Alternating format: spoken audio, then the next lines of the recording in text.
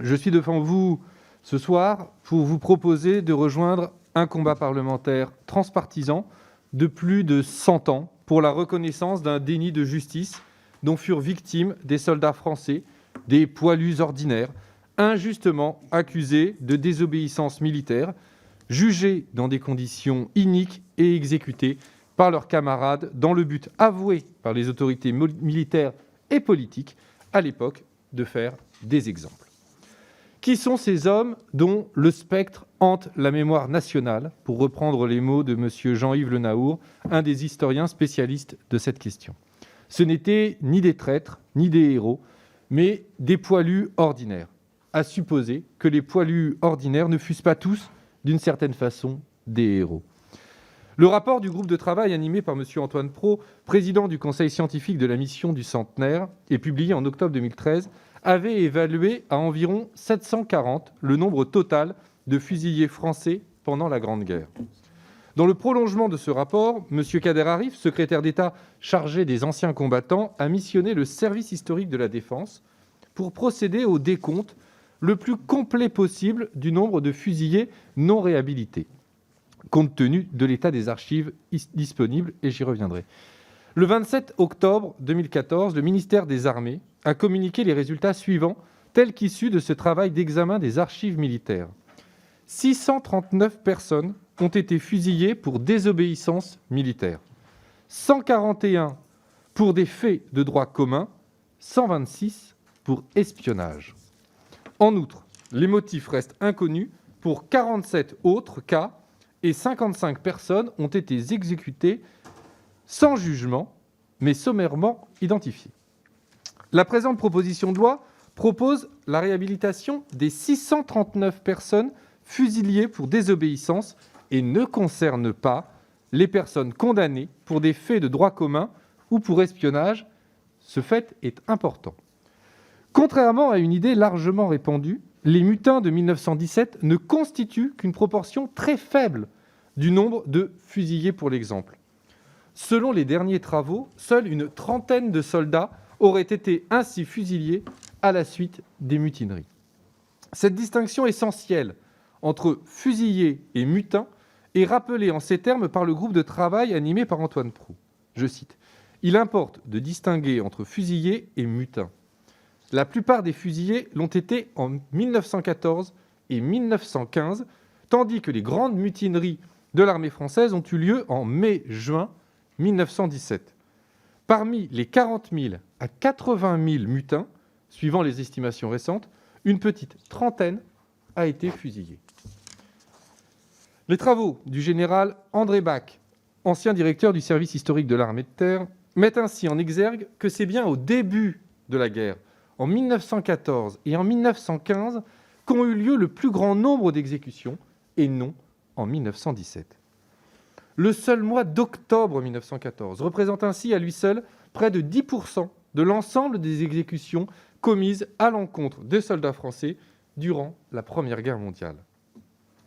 Les fusillés, pour l'exemple, sont des militaires condamnés à mort par un conseil de guerre en vertu des dispositions du Code de justice militaire datant du Second Empire, 1857 exactement, et applicable à l'époque.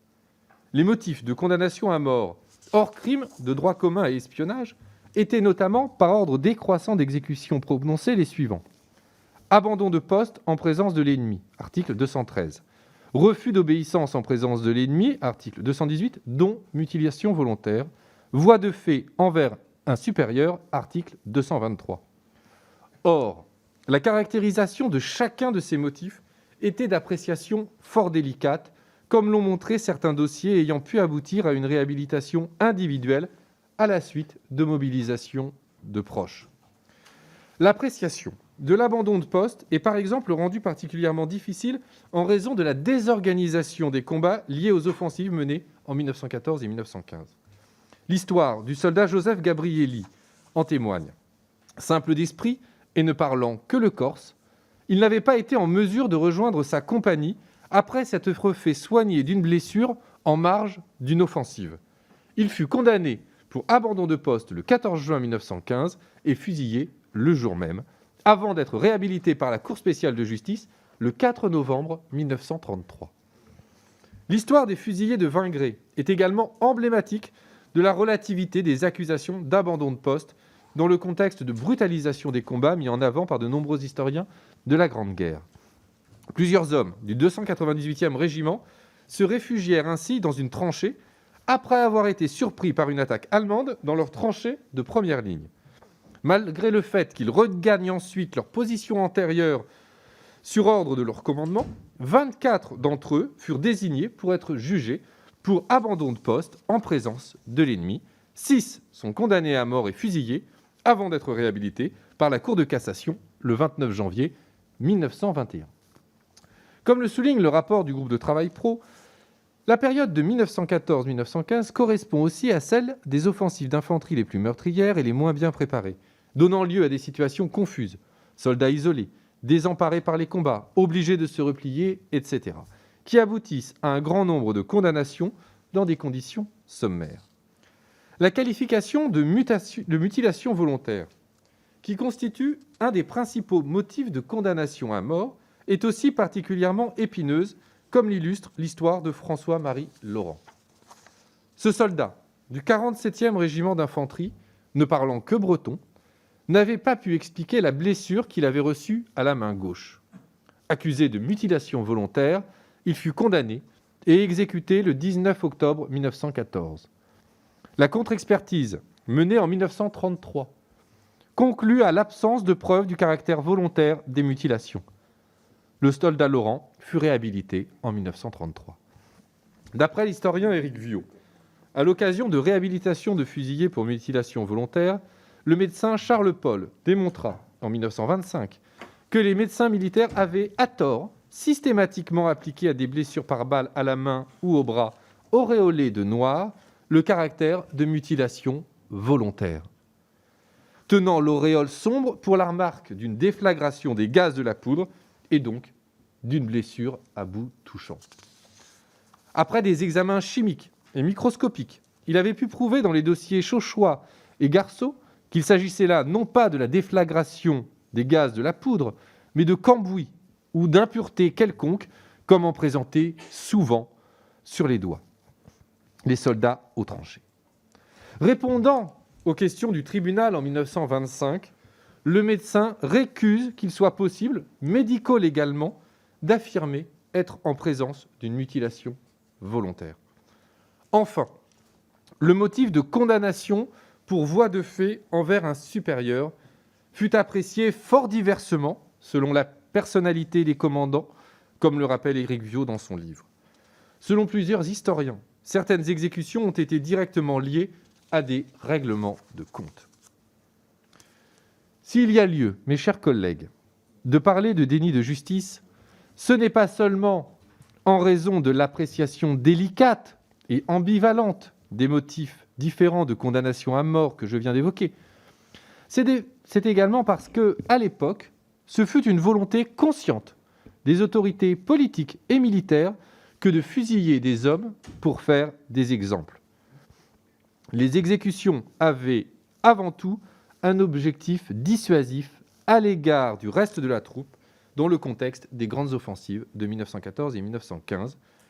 Comme le résume un historien spécialiste de cette période, je cite, « Il s'agit moins de punir un coupable que d'empêcher par la sévérité de la répression la contagion d'un mal. » Cette idée, selon laquelle la question de la culpabilité du prévenu est finalement moins importante que l'effet dissuasif de l'exécution, transparaît ainsi des propos du chef de bataillon au sujet du soldat Ernest Ricoire, accusé d'avoir quitté son poste. Je cite, « Il n'est certainement qu'à demi responsable, mais en raison des circonstances de l'exemple à faire et en vue d'éviter le retour de fautes semblables, il doit être traduit en conseil de guerre. »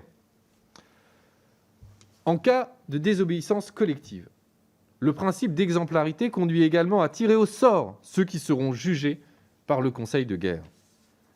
Si l'objectif de ces exécutions était principalement d'inspirer la crainte parmi les soldats et de prévenir tout mouvement de désobéissance, force est de constater que l'effet de ces exécutions sur le moral des troupes fut jugé suffisamment contre-productif pour que les exécutions ne soient plus considérées comme la solution principale aux désobéissances individuelles ou collectives dès 1916, comme l'illustre la diminution conséquente du nombre de fusillés à compter de cette date, ou encore la faiblesse du nombre d'exécutions consécutives aux mutineries de 1917.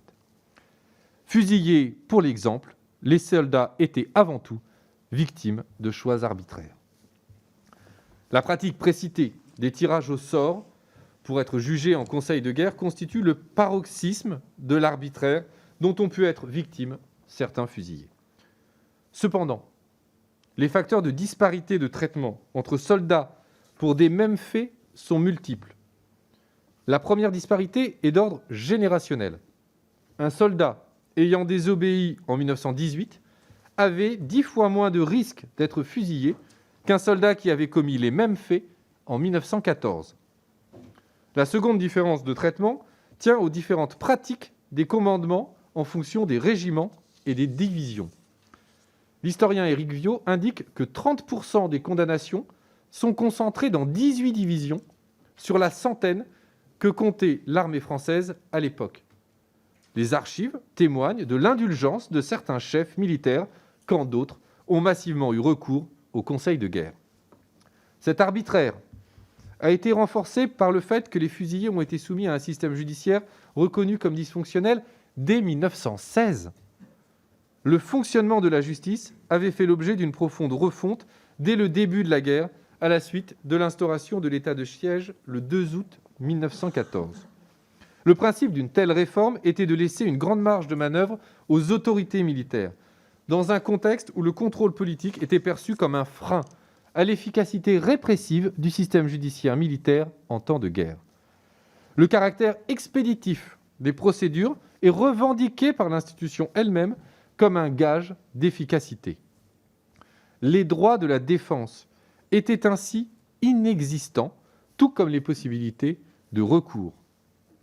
En novembre 1914, le général de Villaret, commandant le 7e corps d'armée, réclama que la procédure relative à 24 soldats inculpés d'abandon de poste devant l'ennemi soit expéditive. Je cite, « Il importe que la procédure soit expéditive pour qu'une répression immédiate donne, par des exemples salutaires, l'efficacité à attendre d'une juridiction d'exception. » Le pouvoir politique a endossé une telle négation de l'idée de justice.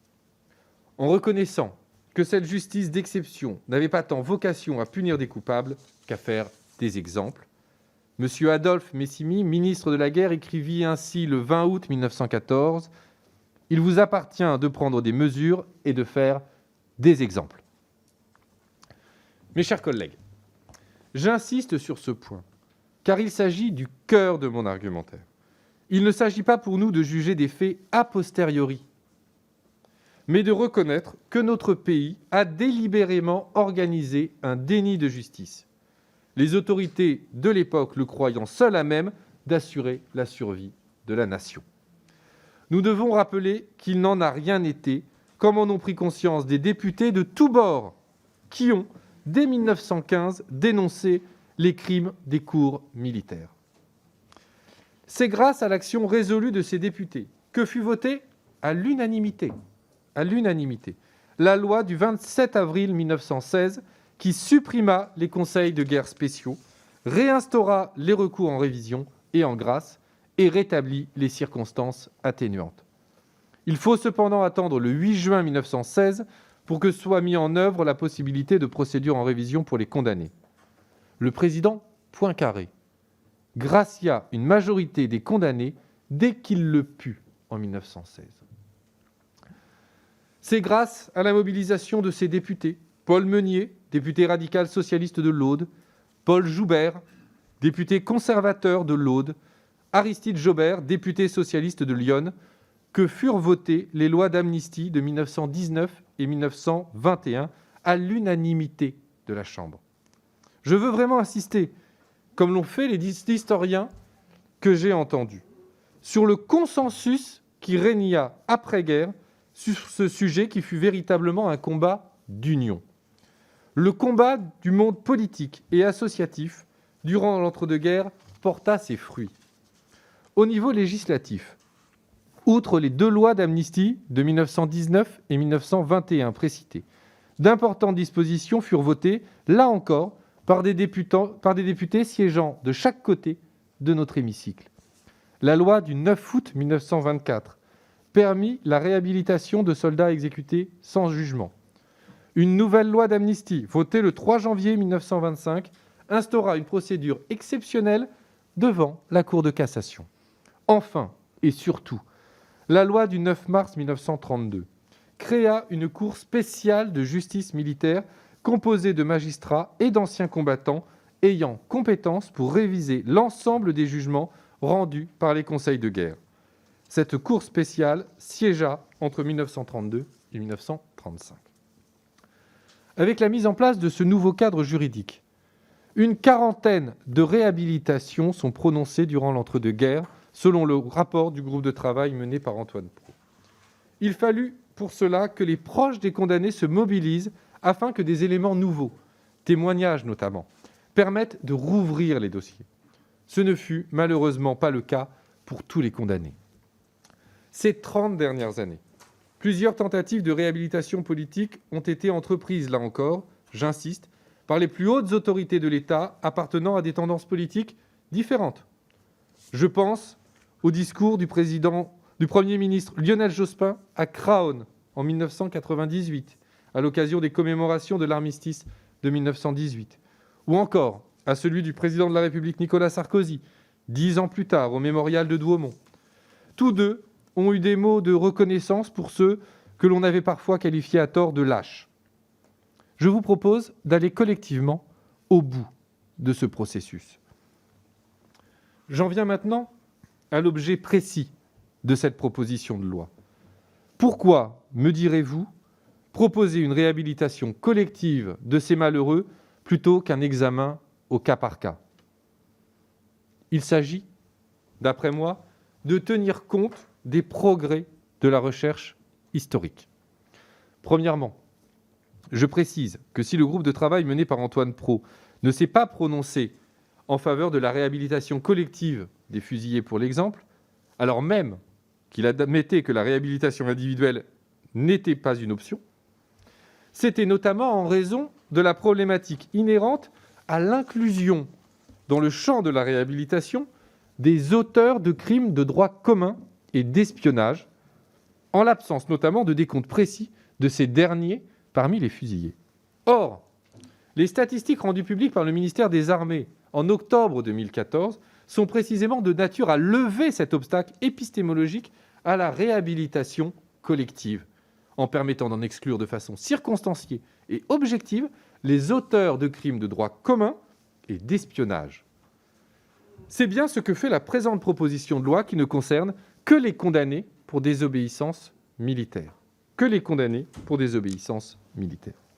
Deuxièmement, il n'appartenait pas à une commission d'historiens de proposer telle ou telle mesure politique de réhabilitation. Les historiens tentent d'établir des faits et de les éclairer. Les juges, eux, se prononcent sur des actes individuels. Précisément, notre problématique est collective et politique au sens le plus noble du terme. Troisièmement, je tiens à souligner que les historiens que j'ai entendus ont tous reconnu que les dossiers d'une partie des fusillés pour l'exemple non réhabilités à ce jour étaient incomplets. Ainsi, M. Éric Viau m'a dit avoir été longtemps partisan d'une réhabilitation au cas par cas avant de changer d'avis. Il a en effet étudié dans le détail les dossiers de ces condamnés. Il estime qu'il manque environ 20% des dossiers. D'autres sont vides. D'autres, enfin, concernant les mutilations volontaires, auraient d'ores et déjà dû faire l'objet d'une réhabilitation. Pour M. Jean-Yves Le Naour, je le cite, « La réhabilitation juridique est une impasse ». Une difficulté tient au fait que les condamnés l'ont été régulièrement au regard du droit en vigueur à l'époque, et qu'aucun nouvel élément ne puisse être produit pour faire valoir a posteriori des circonstances atténuantes. Je vous ai énuméré les raisons d'être de la proposition de loi que je vous sommets. Il ne s'agit pas d'un jugement sur l'histoire. Il ne s'agit pas d'une réhabilitation judiciaire. Il s'agit d'apaiser une mémoire et de reconnaître qu'aucun déni de justice n'a jamais, ni ne confortera jamais, les forces morales de nos concitoyens. L'article 1er propose donc une réhabilitation générale et collective, mais ciblée, puisque seuls les condamnés pour désobéissance sont visés. Je le redis, les condamnés pour espionnage ou faits de droit commun sont exclus du champ de cette réhabilitation. Cette réhabilitation est civique et morale. Elle reconnaît un déni de justice. Elle permet l'inscription sur les monuments aux morts des communes des noms des intéressés, dont beaucoup y figurent déjà par ailleurs, puisque 2000 conseils municipaux, 31 conseils départementaux ont adopté des vœux exigeant la réhabilitation des fusillés et ont déjà pris l'initiative d'inscrire leur nom sur ces monuments.